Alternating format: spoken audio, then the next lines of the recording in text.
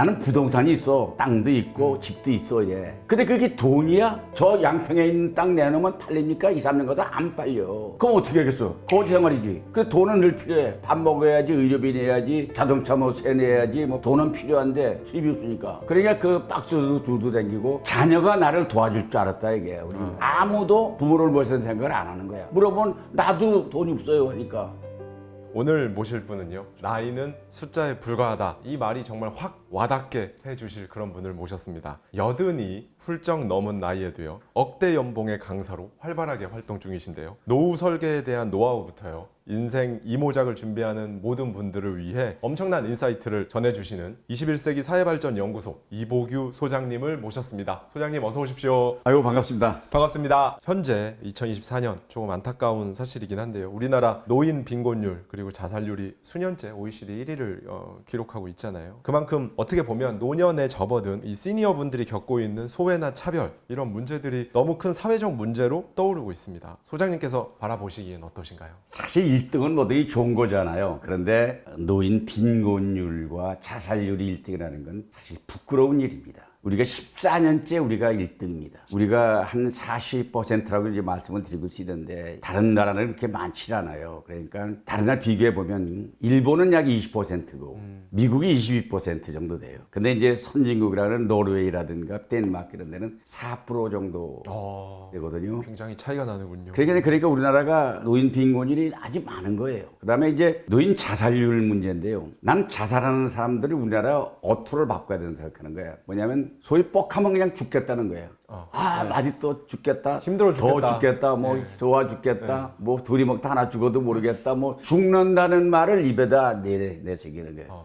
그게 보이지 않게 입으로 말하면 뇌에 그게 저장이 되거든. 그럼 유사시에 힘들거나 하면은 죽는 것이 대안으로 생각하기 때문에. 근데 평균 10만 명당 OECD 국가는 14명 정도 죽어요. 우리는 그 10만 명당 죽는 게 몇 명이냐면은 40명 정도. 10만 명당 40명. 그게 약 3배 정도가 자살하는 거예요. 이렇게 그러면 가난한 노인이 많은 이유가 무엇이라고 보시는지요? 준비 없이 고령화 사회로 들어간 거예요.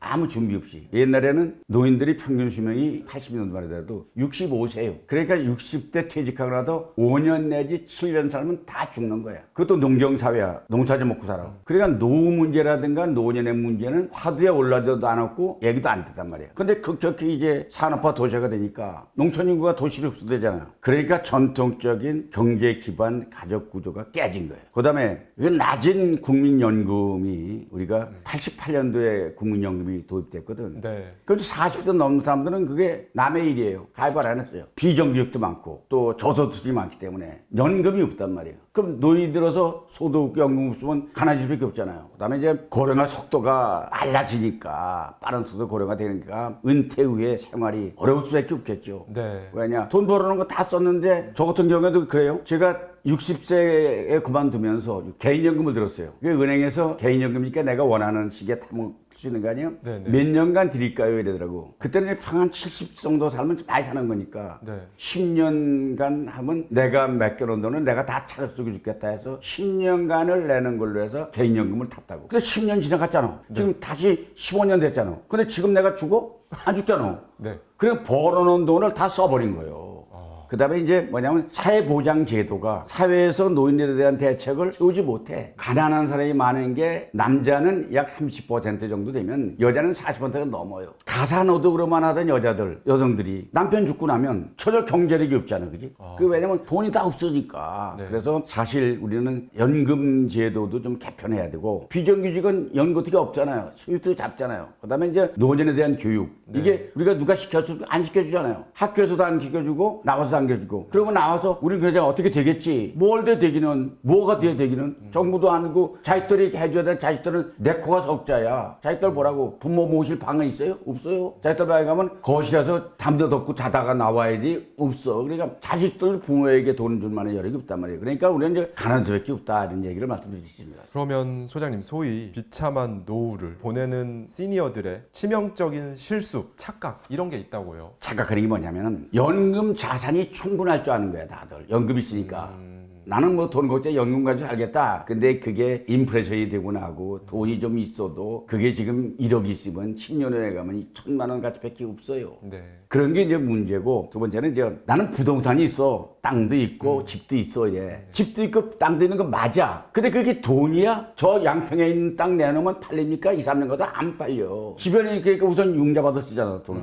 융자 받아 보세요. 1억 받으면요, 이제 더 안 줘요, 부동산에도. 융자 안 준단 말이에요. 담보대출 안 준단 말이에요. 그럼 어떻게 하겠어? 거지 생활이지. 그래 돈은 늘 필요해. 밥 먹어야지, 의료비 내야지, 자동차 뭐 세 내야지, 뭐 돈은 필요한데 수입이 없으니까. 그러니까 그 박스도 두도 댕기고 동사 풀보로 댕기고 하는 게 다 그런 게 가난의 원인이고, 그다음에 자녀가 나를 도와줄 줄 알았다 이게. 우리 그 옛날에 우리들은 부모를 열심히 모셨어요. 없어도 아버지 도와줬단 말이에요. 옛날엔 맏아들이 있었어요. 장남이. 그 재산을 다 맏아들 거니까. 요새는 재산이 있어도 재산을 균등하게 나눠가죠, 전부. 시집간 딸도 다 나눠갔기 때문에 어느 한 자식에게 의무감이 부과되지 않아. 그래 아무도 부모를 모시는 생각을 안 하는 거야. 그러니까 자식이 해줄 줄 알았는데 자식들 아무도 안 보니까 물어보면 나도 돈이 없어요 하니까. 네. 이제 그런 게 문제고, 그다음에 내가 이제 오늘도 건강하니까 내년에 올 때도 이렇게 싱싱할 거냐는 건 보단 못한단 말이야.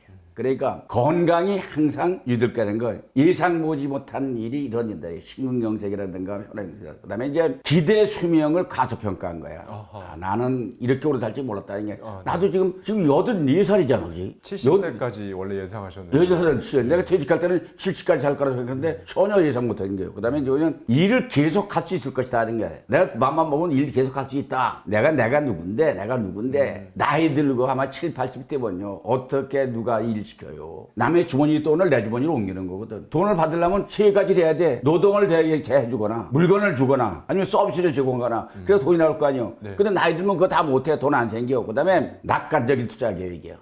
돈 저게 내가 얼마 있는 거 넣었으니까 이거 할 거야. 나이 들어서 퇴직해가지고 은퇴 후에 투자해서 성공해서 그걸로 다 살아간 사람 한참 없었어. 투자하면 그건 망하는 거야. 그래서 사실 실수와 착각은 우리가 시간이 지날수록 해결이 어렵지만은 준비를 미리 하면은 이것도 극복할 수 있다. 그러니까 착각에서 벗어나는 거, 실수를 다시 하지 않는 것, 이게 무엇보다 중요하다. 저는 이렇게 말씀드릴 수 있습니다. 지금 정말 일목요연하게 소장님께서 경제적으로 빈곤하고 또는 어려운 노년을 보내는 이유, 치명적인 실수 하나하나 잘 짚어주셨습니다. 소장님, 그럼 이미 자녀의 교육, 결혼 여기에다가 본인이 노후에 쓸 돈을 전부 다 사용하신 분들이 많으시거든요. 그러면 본인의 정작 노후는 어떻게 해야 될까요? 가족을 위해서 모든 걸 쏘아 부어놓은 것은 우리 한국 사회의 전통이고 통념이에요. 근데 우리가 새로운 목적과 가치를 갖기 위해서는 새로운 가치관과 경제적 이득을 떠나서 삶의 보람을 찾는 것은 쉬운 일이 아니다. 그렇죠. 새로운 배움에 도전해야 되는 것은 노년기예요. 새로운 기술, 취미, 언어, 예술, IT, 건강 관련, 골프, 뭐 당구 이런 것이 새로운 관심사가 젊어서는 그게 필요 없어. 직장 다니는데 무슨 골프가 필요하고 테니스가 필요하고 뭐 당구가 필요해. 퇴직하고 나니까 그게 필수적인 거야. 사실 관심사를 개발해야 되는데 이제라도 그런데 협력하는 게 좋겠다. 친구들 많아. 쭉 가보니까 다 당구치러가 있어. 당구장에 가도 나는 이걸 못하니까 네. 그냥 뒷자리에 앉았다가 점심 먹으러 갈 때 같이 가기로 했는데 끝나려면 1시간 있어야 되는데 우두칸 있을 때 그때 그 공허감 같은 거 네. 느끼고, 그다음에 이제 경제적으로 부담되지 않는 삶을 설계되는데 지출을 최적화하는 것. 그러니까 연금 범위 내에서 살기 위해서는 뭐 라면 끓여 먹는 거라고 하는 게 아니라 최적화한다는 얘기는 뭐 주말 농장에서 야채 같은 걸 좀 갖다 먹는다거나 이렇게 지출을 줄일 수 있는 거, 이것도 필요한 거. 그다음에 이제 삶의 유산 정리와 그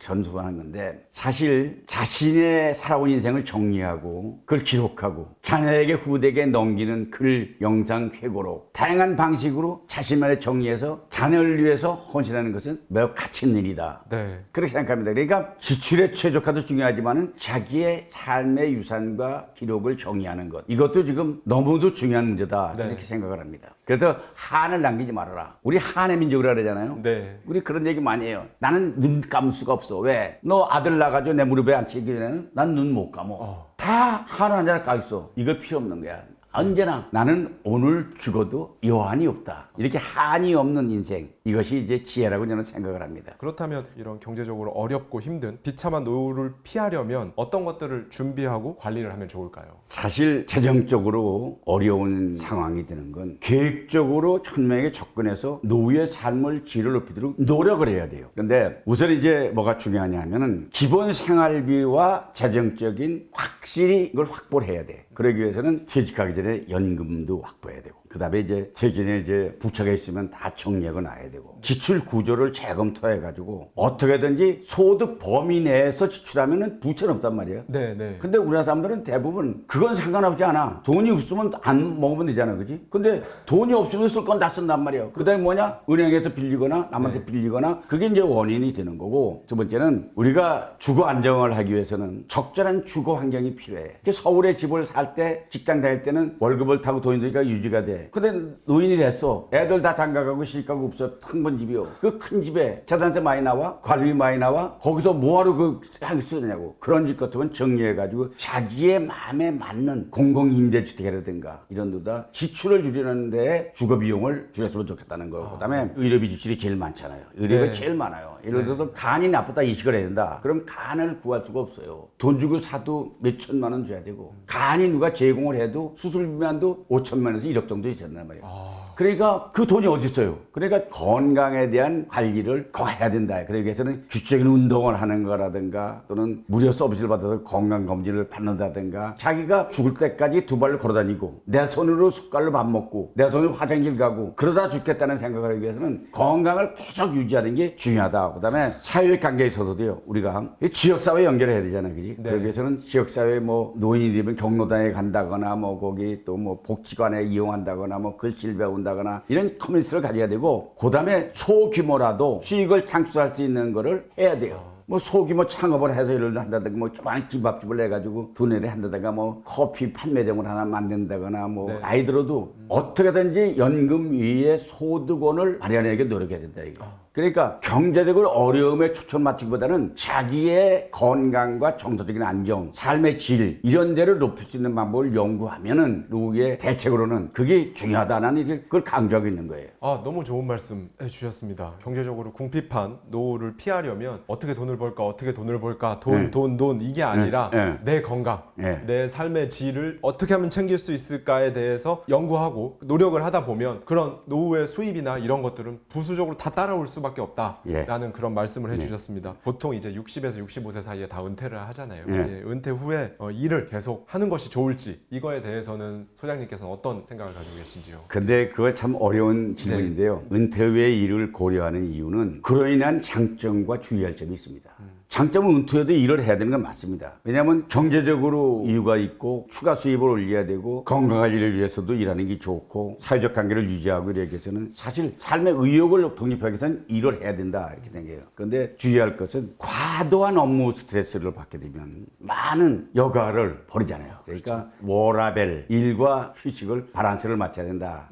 그 워라밸은 나이 들어도 적당하게 일하고 적당하게 즐기는 이런 게, 그냥 혼자 있어도 즐거운 이런 걸 이제 개발해야 돼요. 그러니까 어떻게 하면 내 혼자 즐거울 수 있느냐. 그럼 음악을 듣는다든가 독서를 한다거나 명상을 한다거나 이런 거 훈련하는 게 좋고, 그다음에 이제 은퇴 후에 우리가 일할 때 고려할 점은 뭐냐면 전 직장의 경험을 바탕으로 하는 게 좋아요. 그러니까 전에 뭐 이를 건축직이었다면 직접 시공을 못 하더라도 감리를 할 수 있잖아요, 그지? 나무를 심은 사람이라면 산에 가서 나무를 못 심어도 관리를 할 수 있잖아요, 그지? 시간과 강도를 조정해서 하면 좋고, 일을 우리가 하지 않는 것도 하나의 선택일 수 있습니다. 일을 하는 게 원칙이 아니고 나는 일 안 하겠다, 일 안 하고 수입법인 내서 그냥 살겠다 이러고 즐기게 살면 그 자체도 나는 훌륭한 선택이다 보는 겁니다. 그러니까 일을 하더라도 목적과 의미를 희망적으로 갖고, 그 다음에 건강한 생활의 균형을 유지하는 것, 이것이 노년의 일에 대한 철학은 저는 그렇게 생각합니다. 그렇게 하면 실수가 없을 거라고 생각합니다. 소장님, 요즘 특히나 이 인간관계 어려워하시는 분들이 너무 많습니다. 나이 들수록 친구가 점점 없어진다, 이 부분에 대해서 또 걱정하시는 분들도 많으시고, 그렇다면 어떤 사람을 내 곁에 두어야 하는지, 이런 부분에 대한 고민들이 정말 많으신데요. 사실 인간관계는 어렵습니다. 나이가 들수록 어떤 사람을 곁에 둬야 하는가? 네. 노후에 누가 나에게 도움이 되는가? 근데 이것은 누구나가 정답이 없습니다. 네. 그래서 인간관계는 여러 가지 이유가 있지만은 진정성을 바탕으로 해야 된다 이렇게 말하잖아요. 나는 진정성 있게 대하는데 상대가 진정성으로 대해줘야 될 거 아니에요. 근데 세상에는 진정성으로 대하는 사람이 그렇게 많지 않아요. 친구가 줄어든다는 것에 대한 그 걱정이 있습니다. 아, 나 옛날에 친구 참 많았는데 네. 그건 당연스러운 일이에요. 자연스러운 일이에요. 많던 친구가 줄어들어요. 왜냐하면 우선 우리 같은 경우에는 죽은 사람이 많아요. 네. 85세에 살아있는 사람이 통계해보니까 15%예요. 아. 그럼 다 죽었는데 어디 친구가 있어요? 떠났는데. 네. 그런데 사실 가볍게 만나는 사람, 이것은 뭐 친구라고 할 수가 없지만 나는 전화번호 아는 사람이 한 5천 명 됩니다. 근데 이거 친구 아닙니다. 친구는 사실 나이 들수록 어떤 사람을 가히 곁에 둬야 되느냐 하는 것은 두말할 필요도 없이 긍정적인 마인드를 가진 사람이 필요한 겁니다. 근데 말만 하면 그건 안 돼. 뭐가 그래? 그게 아니야. 이러고 말만 하면은 사사건건 불평하는 사람이 있어요. 네. 근데 그거를 가책한 친구는 모든 것을 긍정적으로 하는 사람이 좋다 이게. 이런 친구 옆에 있어야지 사사건건 풀려가지고 야 뭐 오늘 뭐 며느리가 말이야 나한테 뭐 했고 뭐 누구 돈 꺼줬더니 안 갖고 뭐 이런 거 이런 친구들은 에너지를 소모하는 거기 때문에 이런 친구는 필요 없다. 그다음에 나이 들수록 친구가 필요하기 위해서는 내가 좋은 친구가 돼야 돼요. 내가 상대를 좋은 친구를 가지려면 내가 그 친구한테 수시로 연락을 해야 돼요. 또 관심을 표명해야 돼. 그리고 맛있는 음식 먹으면 내가 먼저 먹으러 가자고 해서 밥값 내가 내고 커피값 내야 돼. 그러면 그 친구는 자연히 나 만나는 게 즐겁기 때문에 그 친구도 좋아지는 거야. 그러니까 좋은 관계는 그렇기 때문에 언제나 곁에는 긍정적 에너지를 주는 친구, 공통적인 분모를 공유하는 사람, 함께 성공할 수 있는 사람, 관계의 질이 항상 더 나에게 좋은 에너지를 부어주는 사람, 그 사람을 친구로 해야 된다. 난 그렇게 생각했기 때문에 나에 대한 친구들은 다 그런 친구를 사귀려고 하고 그 친구들한테 나도 의무적으로 전화해요. 야, 전화 이틀 동안 못했어. 이러면 나도 못했는데 그걸 서로 나도 너한테 하려고 그랬어. 이러면 그 관계 유지되잖아요. 그지? 네. 소장님이 하신 말씀 중에 이게 굉장히 저는 인상 깊었습니다. 나이 들수록 말수를 줄이고 아무리 가까운 사이라고 해도 죽어도 숨겨야 할 것들이 있다. 이런 말씀을 해 주셨는데요. 구체적으로 어떤 걸까요? 인생에 경험이 많은 나이에는 말에 무게가 실려야 돼요. 아, 말의 무게. 가벼운 말을 하면 안 돼요. 아무리 가까운 사이더라도 모두에게 모든 것을 털어놓는 것은 바람직하지 않습니다. 네. 그러니까 오히려 관계가 가까울수록에 균형을 유지해야 되고 존중을 지키기 위해서는 가까울수록에 말 조심을 해야 됩니다. 근데 서운한 말을 그냥 진행하는 사람이었다면 아무것도 아니야. 근데 몇 년 사귄 친구가 내가 그런 심한 말을 했다. 이제 엄청난 상처를 받잖아요. 네. 그래서 말을 줄여하는 이유는 경험을 바탕으로 얘기를 해도 듣는 사람은 그걸 권위로 들어요. 우리가 간섭한다고 하는 것은 본인들이 거부 반응이 일어나요. 그러니까 불필요한 갈등을 유발할 수가 있으니까 말은 가급적이면 타인에게 자존감을 상하는 말을 해서는 안 돼요. 네. 그러니까 골라서 해야 된다 이게. 나이가 들수록 우리가 사실 가까울수록에 모든 것을 털어놓는 것은 바람직하지 않습니다. 어떤 자기의 자랑이나 하소연 이것은 친구지간에 금지입니다. 아, 이번에 아들이 나한테 돈을 가져왔는데 봉투에 500만 원을 줬어. 이 얘기 그건 하면 안 되는 겁니다. 그건 네. 자랑이기 때문에 그렇습니다.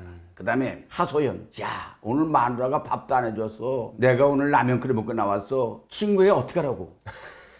그거 친구 부담되는 거예요. 네. 그 다음에 이제 상대방에게 부담을 주는 말. 야, 나 지금 주머니에 돈이 한 푼도 없다. 이렇게 말하면 그렇죠. 부담되죠. 그럼 나보고 돈을 채워달라는 거야? 그리고 친구가 헤어지고 나서 다음에 또 만날 때 그 얘기 또 할까봐 걱정스럽고. 네. 그러니까 부부간에도 다른 사람의 부부간의 사정을 털어놓으면 안 돼요. 어느 사람이 그래요? 자기 부부들의 얘기를 남들이 다 알아. 왜? 어떻게 알겠어요? 부부간의 일을. 지가 까발린 거야. 마누라한테 밥도 못 얻어 먹었다? 마누라하고 뭐 허그를 한다? 네. 그건 부부지간의 사생활을 갖다가 발설하면 그건 꼬리를 물고 나가면 그게 흉이 될 뿐 아니라 그게 논리감이 되는 거예요. 우리 그런 거 같아요. 연예인들 그런 거 많이 있잖아요. 네, 네. 누구는 뭐 어떻다 그러고 누구는 어떻다 그러고 뭐 네. 사실 우리가 절대 특히 비밀 이야기 하면 안 돼요. 비밀을 털어놓는다 이거예요. 너만 알아라 하는데 네. 그게 온 동네 다 소문난단 말이에요. 누군가가 그 말을 듣고 옮겨가지고 누구 비밀 하나 알면 그거 가지고 종일 지나는 놈이 있어. 야, 걔가 뭐 했댄데 뭐 어땠는데 하면 그러니까 실수나 비밀은 얘기되는 게 좋다. 그 다음에 타인에 대해서 비판이나 부정적인 얘기 이거는 하지 않는 게 원칙이야. 근데 누구나 그래요. 야, 걔는 그게 못 써. 네. 말하도 뭐 쌈내하고 애들한테도 해도 뭐 이렇게 한단 말이야. 네. 근데 둘이 할 때는 재미있어. 근데 그게 두 달이 세 달이 건너가게 되면 그 사람의 인격에는 엄청 선했기 때문에 그런 말은 하면 안 돼. 그다음에 가까운 사람에게도 우리가 항상 신중해야 된다. 그 대화하는 이유는 뭐냐면 내가 고정적으로 생각하고 있는 생각이 약점인 경우가 많습니다. 난 오늘 참 소화가 안 돼. 난 왜 이렇게 먹으면 방구가 많이 나오지? 이런 거. 네. 자기 약점이잖아, 그지? 네. 그런 것도 말하면 가까운 사람이라도 그런 거는 하는 게 아니야. 그래서 우리는 무심코 한마디 내뱉었어. 근데 그것이 때로는 상대방에는 무척 자극을 줄 수 있는 네. 상처일 수도 있고. 그렇기 때문에 말을 할 때는 어느 자리 가도 말을 하든 간에 말을 할 때는 자, 세 사람이 말을 했다 이게. 그 1시간을 말을 했다. 그럼 자기는 말하는 시간이 20분이어야 돼. 자기가 온통 미국 갔더니 말이야 서부에 말이야 포도나무가 있고 길이 있고 말이야 뭐 이거 그럼 자기는 자랑스럽게 지 얘기만 하고 있으니 그러니까 자기 분량만큼만 하되 그것이 말할 때는 한 번 더 생각해보는 생각 이러면 그 사람의 말로 인한 실수는 줄일 수 있다 이렇게 할 수 있습니다.